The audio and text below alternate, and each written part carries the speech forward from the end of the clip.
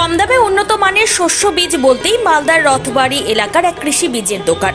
এই দোকান থেকে যারাই বীজ কিনে চাষ শুরু করেছেন তারা সিকান্দার হয়ে গেছেন। কারণ জমির ফসল দেখতে জমির বাইরে ভিড় জমেছে। কারণ রথবাড়ির অর্জুন সিডসের দোকান এক ঐতিহ্যবাহী কৃষি বীজের দোকান, যা বছরের পর বছর ধরে কৃষকদের আস্থা অর্জন করে আসছে। এই দোকানে পাওয়া যায় সমস্ত রকমের উন্নত মানের বীজ, যা বিভিন্ন ফসলের জন্য অত্যন্ত উপযোগী। দোকানের কর্ণধার জানান, তাদের এখানে বিভিন্ন কোম্পানির বীজ পাওয়া যায়। এই মুহূর্তে দোকানে একটি বিশেষ অফার চলছে, 30% ছাড়।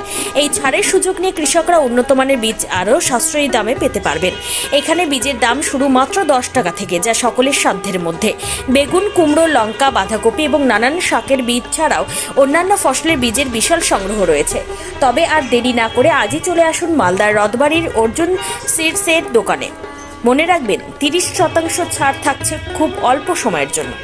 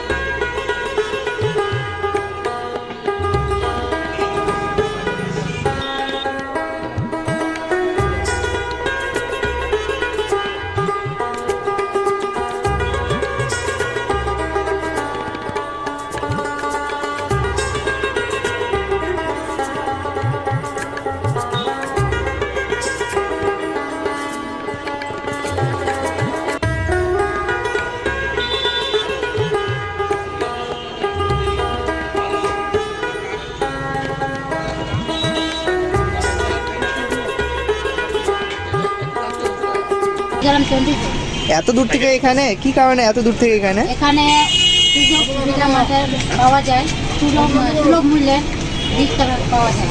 তাই জন্য আমরা এত দূর থেকে এই বীজটা এই দোকানে। আচ্ছা, এখানে সব ধরনের আপনারা বীজ পান?